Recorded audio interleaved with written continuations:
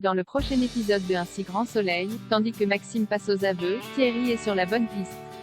Attention, les paragraphes qui suivent contiennent des spoilers sur l'épisode d'Un si grand soleil diffusé demain soir sur France 2. Si vous ne voulez rien savoir, ne lisez pas ce qui suit. Jeudi 7 juillet dans Un si grand soleil. Maxime passe aux aveux. Maxime a été arrêté en possession d'un sac contenant les restes du corps de Karine Redon. Interrogé par la police, le gérant de la salle de sport reconnaît avoir tué la jeune femme mais assure cependant que c'était un accident. Karine et Maxime avaient une liaison. Un soir, les deux amants se sont disputés et les choses ont dégénéré. Furieuse, Karine l'a giflé puis il l'a poussée. En tombant, Karine s'est connue. De son côté, Hugo a terminé l'autopsie et livre ses conclusions au commissaire Baker. Les ossements retrouvés sont bien ceux de Karine Redon. À la suite de l'analyse des ongles de la victime, le médecin légiste a découvert des traces ADN appartenant à Maxime. Selon lui, le couple se serait battu et Karine aurait griffé son amant pour se défendre. Par ailleurs, Hugo a constaté un écrasement des cervicales ainsi qu'une fracture de l'osioïde. Karine serait donc morte par strangulation et non en se cognant la tête comme a cherché à le faire croire Maxime. Sans attendre, le commissaire débarque dans la salle d'interrogatoire et montre le rapport d'autopsie à Maxime. Dos au mur, il confirme à demi-mot avoir tué Karine parce qu'elle avait refusé ses avances.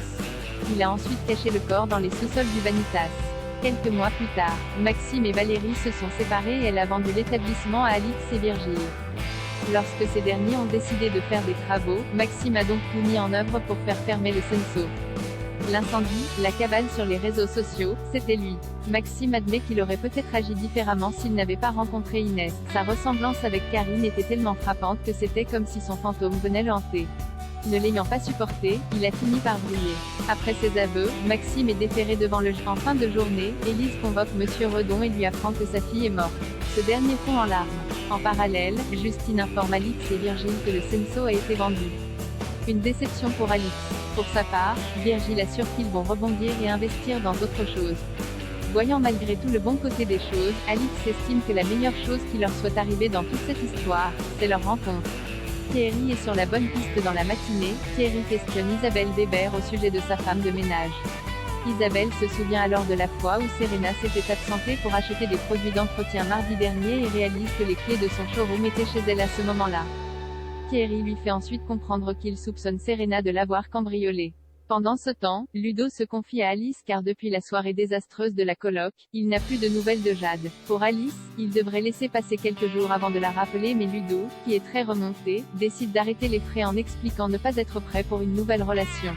Lorsqu'il reçoit un message de Jade qui propose de le voir ce soir, Ludo s'agace de la voir faire comme si rien ne s'était passé. Toutefois, Alice le pousse quand même à aller au rendez-vous. De leur côté, Manu et Thierry visionnent les images de vidéosurveillance de la maison d'Isabelle Weber et parviennent à faire une capture d'écran de la femme de ménage. Peu après, Thierry se rend chez Dardel pour lui montrer le portrait tandis que Manu contacte le service informatique pour retrouver les adresses IP des faux profils.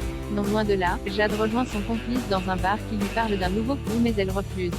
En effet, elle a peur d'attirer l'attention de la police et ne veut prendre aucun risque. Par la suite, Jade va voir Ludo sur le port. Après lui avoir présenté ses excuses, elle reconnaît qu'elle n'a pas été très sympathique avec Lucille. Pour se justifier, Jade prétend avoir vécu une histoire d'amour avec un policier mais qu'au même moment sa meilleure amie est sortie de prison. Pour se refaire rapidement, elle s'est remise dans des plans pas très réglo mais son compagnon, qui était au courant, l'a mise en danger. Elle lui fait donc croire que c'est pour cette raison qu'elle n'aime pas la police. Compréhensif, Ludo la pardonne et ils passent finalement la soirée au casino. La nuit tombée, Thierry est parvenu à identifier 3 profils ressemblant à la personne qu'il recherche. Certain qu'il s'agit d'une seule et même personne, Thierry est convaincu qu'ils tiennent leur cambrioleuse.